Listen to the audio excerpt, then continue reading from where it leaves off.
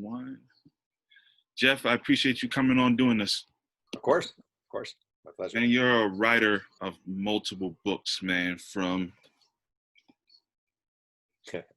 Boys Will Be Boys, Gunslinger, one of my favorites, Football for a Buck. Wow, thanks. And your latest book, Three Ring Circus, which gives a great inside look of that 96 to 2004 dynasty and that triangle between Shaquille O'Neal, Kobe Bryant, and Phil Jackson. So if you can, Jeff, can you just explain your writing process for this book? Yeah, this was a hard one. This was a really hard book to report. So I decided to write it because I wrote a book called Showtime about the Magic Johnson era. And that book ended with Magic and HIV and kind of the abrupt completion of his career. And I just thought there's obviously this really interesting follow-up that kind of stems from that. You know, if Magic Johnson doesn't retire from HIV, I think just by the way nature is, I don't think we end up with Kobe and Shaq on the Lakers, because I think the course of that franchise is so different. I just thought it was a really interesting second act. So what I tend to do is I dive in very hard head first. And first thing I do is I get all the media guides from that era. So I literally have in a closet here every media guide between 96 and 04. Then you start tracking people down one by one by one by one. And for me, the guys you don't think of are as important as the guys you do think of. So I got a lot of time with Phil Jackson, got a lot of time with Shaq. Sadly, didn't get time with Kobe. But talking to Nick Van Exel, talking to Eddie Jones, talking to Mike Penberthy, talking to, a million different Glenn Rice, just various people, Travis Knight. Like my general philosophy is all those people are there for the story, but those guys haven't really been asked about it in the public that much, at least in years. So I'm really hardcore into finding everyone and hearing their stories. You talk about the interviews you've done, which I like about it. It's every book that you do, you write, you have multiple, almost close to 100 interviews that you did with different people pertaining to the project you're working on. Which individual stood out the most to you in this book and why? I mean, I had a really weird but kind of fun experience. J.R. Rider was only a Laker for one season. And he was, I'm a big believer in finding guys like J.R. Rider. Number one, because he's kind of kooky, and number two, because he was there. So I had an address for JR, but I didn't have a phone number. And he lives in Arizona, and I was going to be in Arizona. Right. So I just decided I was going to stop at his house. And I ended up getting there at 9:30 in the morning, which is inexplicably early to knock on someone's door. Like, I feel like you should at least wait till 10, but I was there at 9:30 in the morning. So I knock on J.R. Rider's door, and a kid answers, and I'm like, trying to find J.R. Rider. He leaves. Woman comes back, can I help you? Yeah, I'm trying to find J.R. Rider. She goes, who are you? And I'm like, my name's Jeff, and I write books. Hold on. I hear some arguing behind the door, and then J.R. Rider's there. And he's a little older looking, but still J.R. Rider. And he's like, who are you? Like, yeah, my name's Jeff Pearlman. I'm working on this book. And he goes, wait, you show up in my house? You show up in my house? Bro, you can't just show up. You just show up in my house. It was really awkward, right? Like really awkward. And it always happens when you knock on doors. But the funny thing was, I went from thinking he was maybe going to punch me to him being like, so what's this book about? And I'm like, well, it's about the 96 to 04 Lakers. Oh, all right, I'll talk to you. And we ended up talking on the phone. He couldn't talk right there, but for about 2.5 hours. And he was awesome. So it's rare that you think you're going to get your ass kicked, and then the guy is actually awesome. So that was kind of cool. Yeah. I love your author note, man, that was dedicated to Kobe Bryant. God bless him. R.I.P. to him. If you mind, let me share this excerpt from the author's note. You said that in doing so, however, an author asked the reader to understand that a silver of time is not an eternity. If you can you please pontificate about that? Yeah, I mean, you read the book. It is not, I finished the book before Kobe Bryant passed. And someone said something to me the other day that has really stuck with me, which is, I don't think a lot of these guys would have given the same interviews were they conducted after Kobe's death. There were a lot of raw feelings about Kobe Bryant, especially from that era. He could be very difficult to work with. He could be very stubborn. He could be very arrogant in some ways, you know, and aloof.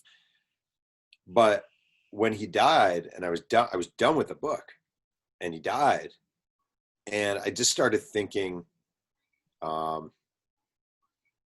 it's a sliver in time. 96 to 04 is just a sliver of time. And he was young, and he was uncertain, and he was trying to be this thing, but it's not who you are. It's almost like we all go through these journeys through life, you know? And so I just think the guy who died at 41, the husband, the father, the Academy Award winner, the businessman, the youth girls basketball coach, wasn't the guy he was at 24. And maybe it's a little bit of self-preservation, because I'm a little worried. I am a little worried that people aren't going to feel that great about some of the things they read about Kobe here. And I understand that.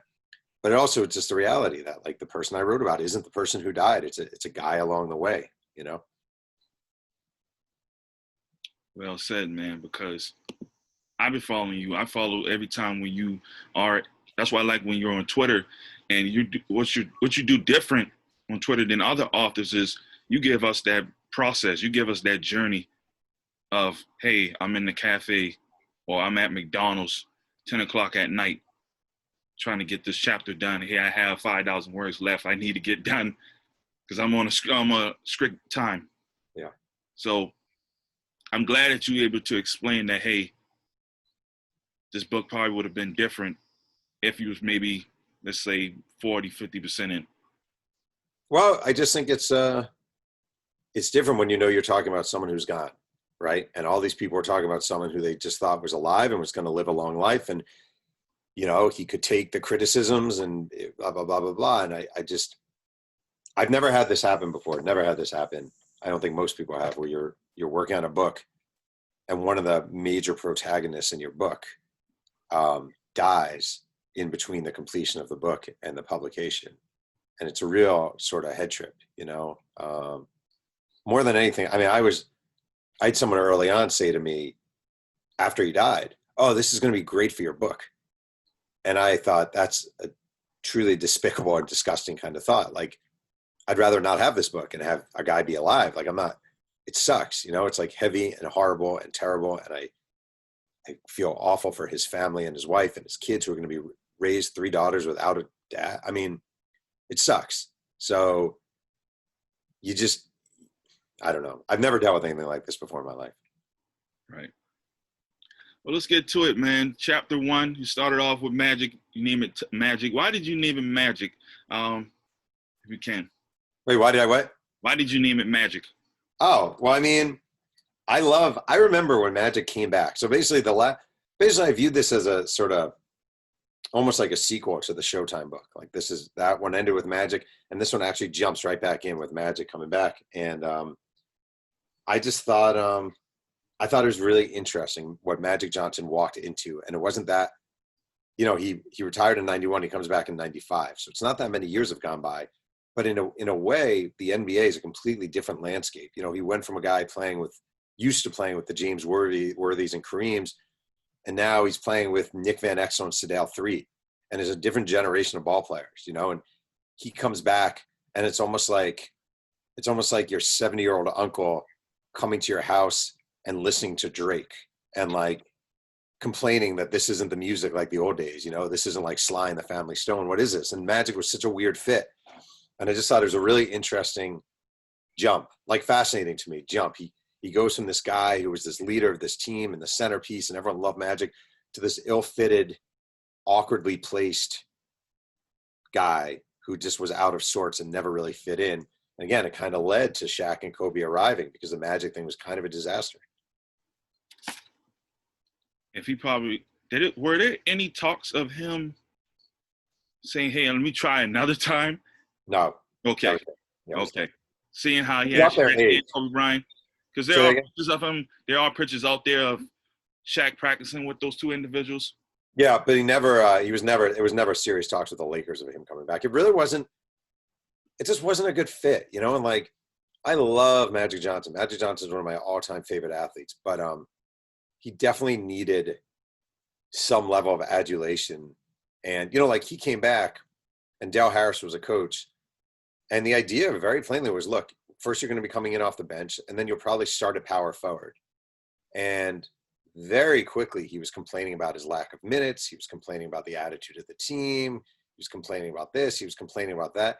And it's not like his complaints are insincere or even incorrect. Like, it was kind of a messy situation. But he just was a weird fit for that era. Like, we were about to enter the Allen Iverson, Stephon Marbury sort of hip hop influenced era of basketball with cornrows and tats and Slam Magazine and this really cool and hip sort of 90s awakening of basketball and basketball culture. It was one of my favorite periods of sports ever, but it really wasn't Magic Johnson. You know, he just was a weird fit for that era of players. Let's move forward. Let's talk about Jerry West. How much does he play into this dynasty? He's the best basketball executive I think we've ever seen. And if you look at the way he created that team and, you know, all the ways he went about getting Kobe Bryant. I mean, Kobe Bryant was supposed to go to the Nets with the number 8 pick in the 96 draft. It was kind of a lock. And Jerry West brought Kobe in for a workout. First, he beat the living snot out of Michael Cooper, former Laker, in a workout. He worked out with a couple of college players, including Dante Jones from Mississippi State, just destroyed him. And West walked away thinking, this is the best player in this draft. This kid from high school, from Lower Merion High School, was the best player in the draft. And he just started working the phones, and he came up with a deal with Charlotte, but it had to involve the Nets not drafting. The Hornets had to take him with the 13th pick, and the Nets had the 8th pick. And there are all these back channel mechanisms to make sure the Nets don't draft him. So then John Calipari is the first-year coach of the Nets, and he's terrified of taking this high schooler. And what if the high schooler holds out, or, you know, blah, blah, blah. So because of Jerry West, this whole thing happened. And then the other, if you want to look at a kind of brilliant move, is he makes this trade that doesn't get talked about nearly enough. You know, the Magic and Lakers are basically fighting for Shaq. And Shaq wants to go to LA, but he's listening to Orlando, and Orlando's being very stubborn about money. There's a really stubborn, cheap family, the DeVos family. They don't want to spend that much. And Jerry West needs more money. So he pulls this trade with Vancouver when he sends him George Lynch and Anthony Peeler for a couple of second-round picks. And what that did is it shed the needed money off of the Lakers payroll. So because of that deal, they were able to put in the extra money, get Shaq. Shaq just wanted to, number one, he wanted to be the highest paid player in the NBA, and he wanted respect. And he felt like the Magic just were disrespecting him nonstop, lowballing him. There was a poll in the newspaper in the Orlando Sentinel. Is Shaq worth the money? Is any player worth this kind of money? And they voted overwhelmingly no. And that really wounded Shaq about Orlando, and they don't even appreciate me and blah, blah, blah. So here he is, LA.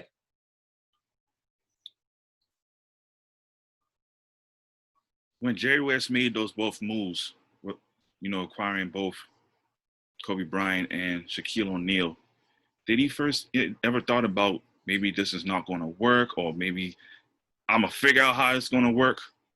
Oh, I mean, so Wes he's a really interesting guy. I'm a neurotic Jewish guy from New York, and we Jews from New York tend to have a lot of neurotic in us. And Jerry West, if you told me he was the same as me, I would believe it. He always thinks the worst thing is going to happen. He's always worried about the bottom falling out. He's always worried about this not gonna happen. I mean, the Kobe, so many things had to go right for Kobe to wind up with the Lakers, right? First, the Nets had to not take him and take Kerry Kittle, so they did. But then you had to pick 9, 10, 11, and 12. And Jerry West had no say over that, what's going to happen. So you're just waiting for this to happen. Then Charlotte has to commit to the deal. So they agreed to it. Vlade Divac to Charlotte for the rights of Kobe Bryant. But until the trade happened, until the Hornets take Kobe Bryant and decide, all right, we're going to trade him, it's not done. So that entire process, West was really terrified that this thing was going to fall apart. And when it happened, he actually said to Jerry Buss, I got you the best player in this draft. And I think we can make you could argue for Iverson, and maybe you could argue for Steve Nash, but I think they did get the best player in that draft, you know? Yeah. Let's move again. The Dale Harris experiment is not working, and they decided to get Phil Jackson. Explain that duration. Well, I mean, it wasn't I gotta say, Dale Harris was a good NBA coach. You know, like every now and then they'll be like, "Oh, that guy sucks," or that guy. Like Dale Harris did not suck. Dale Harris was a really good NBA coach. He just kind of. I didn't know this before I head into the book. He talked way too much. It was like his tragic thing. And again, you were coming into an NBA and a society. Society was changing, right? We were getting used to shorter messaging, quicker messaging. We weren't quite at Twitter yet, but we were getting closer to this idea of quick, get the message out quick. And Dale Harris was long-winded, and he would explain something, and he would take a half hour to explain it. And the players were just, sitting there and they're falling asleep. And it was clear they needed a change. So they brought in Kurt Rambis. They hired him as the intern coach after they fired Dale Harris. Wes wanted to keep him. Wes wanted Kurt Rambis to be the coach of the Lakers. And Jerry Buss was adamant about getting Phil Jackson. Obviously, Phil Jackson won 6 rings with Chicago. He had earned the respect of Michael Jordan, of Scottie Pippen. And Wes was really against it. Wes did not like the idea of it. But Jerry Buss was the boss. Jerry Buss paid them salaries.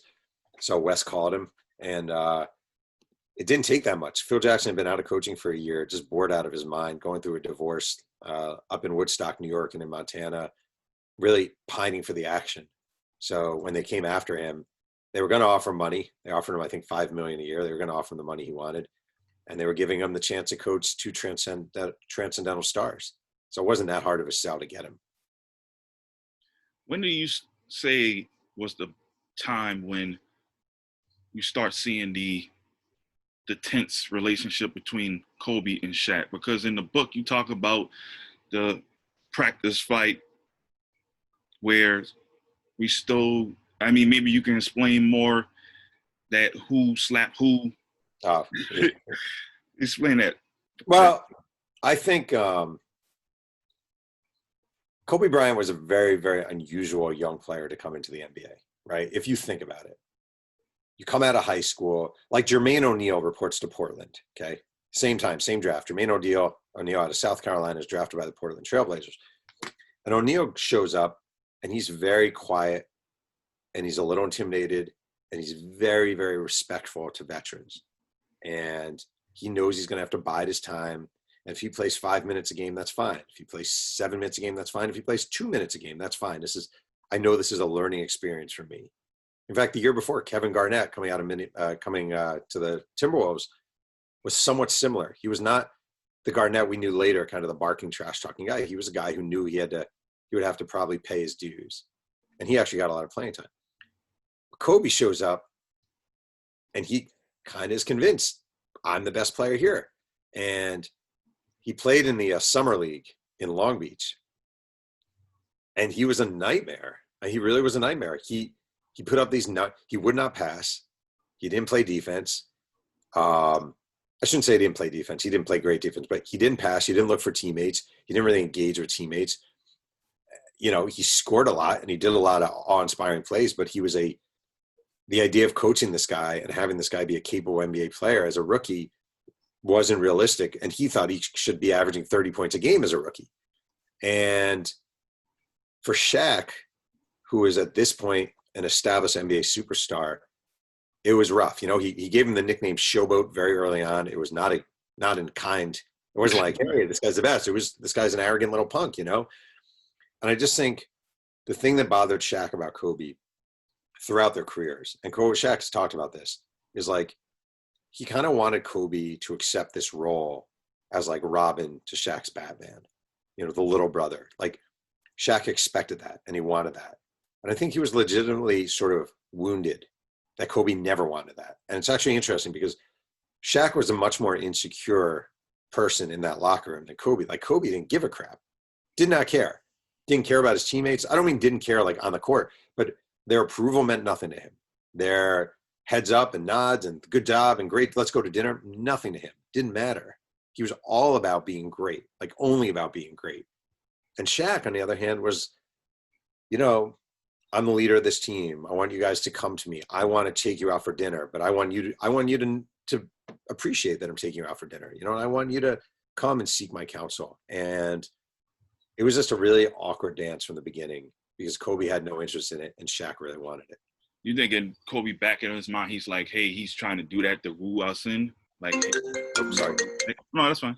Yeah. I just think Kobe, I mean, I can't be in his mind, but I just think Kobe was really confident, was unusually confident, like confident off the charts times 1,000 confident, you know, like you've never met anyone this confident.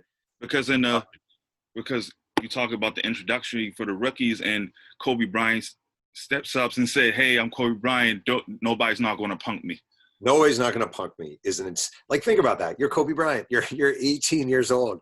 You've never played in the NBA. Yeah, your dad played in the NBA, and yeah, you scrimmaged with the Sixers, but when you were in high school, but you never played in the NBA, and you're basically setting this tone early on.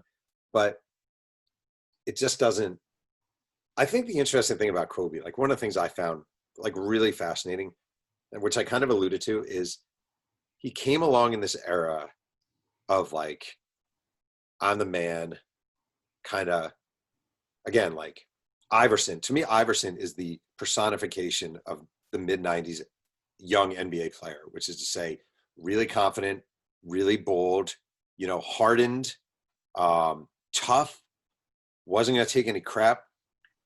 But Kobe Bryant was a suburban kid from Lower Merion who was raised in Italy. Like, he wasn't really that guy. He wasn't Steph Marbury from New York. You know, he wasn't Allen Iverson from Virginia. Like, he wasn't those guys, but he sort of always was trying to fill that suit. You know, my roommate back in the mid-90s was a guy named Russ Bankson, who was the editor of Slam magazine. And Russ and I are really good friends. And I remember, like, Kobe on the cover of Slam. And now, so this is around the same time Iverson was on the cover of Slam with his hair blown out. It's an iconic cover, awesome freaking cover. And they would always ask basketball players to do these poses, like kind of tough guy poses, you know, and like staring at the, you know, this kind of thing. And Kobe just couldn't pull it off. Like, it just wasn't him, because it just wasn't him. You know, like, he was an incredible competitor, but he wasn't street tough. He wasn't hardened. He was super polite. He was a yes, ma'am, no, sir, thank you, blah, blah, blah, hold the door for you. Like, he was a gentleman in a league of guys who you could, in a way, weren't. Like, he was trying to be something he wasn't. You know, he was trying to fit this suit because it's what we called for in the 90s, you know, and it was just really awkward for him. And I think a lot of his teammates saw that he suffered from this almost imposter syndrome, where he's trying to be what he wasn't. Yeah, because I look at players like, for example, Joakim Noah. He has that tough, you know, man's man mentality. Although his father was a tennis player. Yannick Noah. Yeah. He had these privileged, I don't want to say privileged kids, but they feel like they got to prove themselves stronger than the ones who may not had the benefits and the certain situations that they had. So you feel like Kobe was dealing with that as well? 100%. I mean, it's hard. If you think about it, it's hard. Like, you come over from Italy, and you've been playing in Italy, and then you come and you're playing in suburban Philadelphia, like Lower Merion. If you talk to people in Philly, they do not consider Lower Merion Philly. Like, it's the suburbs of Philly. You know, it's leafy and it's super, super safe. And it's, you know, it's just a suburb. And he comes to the NBA, and there's this sort of thing you have to uphold, you know, and he's trying to be, he really was. He was just trying to sort of, when he said, like, nobody's going to punk me, like, that's a guy trying to set up an expectation, you know? And I mean, he was a tremendous player and a great player, so maybe it worked, but it was definitely a forced fit. Right. I like in the prologue where you talk about the situation between him and Samaki Walker, how he hit him, and Samaki Walker gets off the bus and is like, hey, let's do it. Yeah. I mean, because it's just like, Samaki Walker could have destroyed Kobe Bryant in a fight, you know, like, it's a joke, but like, it was just Kobe. Like, to be clear, I'm not actually criticizing. Like, I get it, you know, like, I get it. You're like it's almost like a dog pissing on his territory. Like, you got to establish who you are, and you feel this need to set up who I am. And it clearly worked for him professionally, because he ended up being one of the great players in the history of the NBA, and he reached all his goals, and he won 5 rings and blah, blah, blah. But it was just clumsy. It was clumsy a lot of the time. I like that you talk. Also, I like in the book, I like that you talk about the ongoing battle or secret battle between him and Eddie Jones. Oh, yeah. Eddie Jones is like, hey, I'm just trying to play basketball. This guy's trying to take my spot, which subsequently that happened. It did. Well, it's kind of a recurring theme in the book in a way, or for Kobe, like, you know, like, all right, so second year of Summer League, Jimmy King is there. Jimmy King, the Fab Five from Michigan. Kobe sees him as a threat. Eddie Jones. I mean, Eddie Jones is one of the most likable guys in the history of the NBA, but Eddie Jones is taking his spot. All right, he's a threat. J.R. Ryder signs for the year. J.R. Ryder comes to camp. Kobe is just challenging him every day to play me one-on-one, play me one-on-one, play me one-on-one, because he sees J.R. Ryder as a threat. He was, I mean, I write about it. He was pretty vicious to guys who are not threats to him. You know, like Mike Penberthy shows up. You know, Mike Penberthy from Masters College is not a threat to Kobe Bryant. But Kobe Bryant wants to make it clear, like, this is my turf. You are not going to take my turf. He was that way in high school too, you know, just like he was guarding his territory. But I will say, like, of the athletes I've written about, Walter Payton was that way too. Brett Favre was that way too. You know, like it's a freaking tough business. And the athletes who survive the longest are aware that there's always someone trying to replace you, you know, and they're always bringing people in. It's an ongoing search for an organization to find someone better than you. And the players who survive the longest are the ones who are fully aware of that. And I would say he was aware of that from a very young age. I also wanted to talk about when the Lakers brought in Dennis Rodman. Do you feel that move would have been better if Phil Jackson was there to coddle him? No, I think that was just a bad move. Bad move all in general? He just was like, every circumstance had to be right for Dennis Rodman to work out. When he goes to Chicago, you have Michael Jordan was such an intimidating figure in a locker room that Rodman wasn't going to sort of cross him, and he saw what he could get away with, and he was okay with. Like, he was kind of expired milk at that point. You know, like, yeah, you're getting the rebounds, but he wasn't the same player defensively. He wasn't a team player. He didn't really care. He kind of came out because he was bored. You know, like he basically admitted, I was bored and I wanted to do something, so I'll play basketball again. It's always a bad sign when you show up for your first day and your coach greets you, in this case, Kurt Rambis. And he says, "How you doing, Dennis?" And Dennis's response is, "I need to go to Vegas and take a few days before I start playing." Like, that's not a good sign. He was just done. He was just a done product. It'd be like bringing Dennis Rodman back now. Just wouldn't make any sense. He'd probably get you 6 rebounds a game at age 50, whatever, but it wouldn't make sense. Yeah, because you talk about that as well in the 03-04 season. They had not potential talks, but like, hey, we're throwing that kind of out there that, well, he probably put it more in his head that the Lakers wanted me. Oh, yeah. No, that was him. The Lakers were never seriously considering signing Dennis Rodman. That was a Laker. That was really him saying, "I hear the Lakers want me." And then he was playing in a minor league game in LA or in Long Beach. And Tex Winter, the assistant coach, was at the game. And Rodman was just a mess. I mean, Winter went to see him at halftime and he was crying. He was just, he had a lot of mental health issues there, like just a lot of mental health issues there with Rodman, obviously. So Phil Jackson wins in the first season. After that, Jerry West is out of there. And they win 2 more. Let's get down to the last season, which I'm glad that you, towards the end of the book, that you used that. I really was a fan of that book. Did that book play a big part in that chapter? Oh, yeah. First of all, so Phil Jackson's book. Yes. I think say that again? No, yeah, the last season. Yeah. I think it's one of the best basketball books I've ever read. It's really honest. It's really insightful. It gives you a lot of looks. I love that book. So, yeah, I mean, I got a lot of time with Phil Jackson. I was really fortunate for that. I got about 8 hours with him for this book. But that book, I actually think that season, that 03-04 season, when they bring in Peyton, Malone, you have obviously the sexual assault trial going on.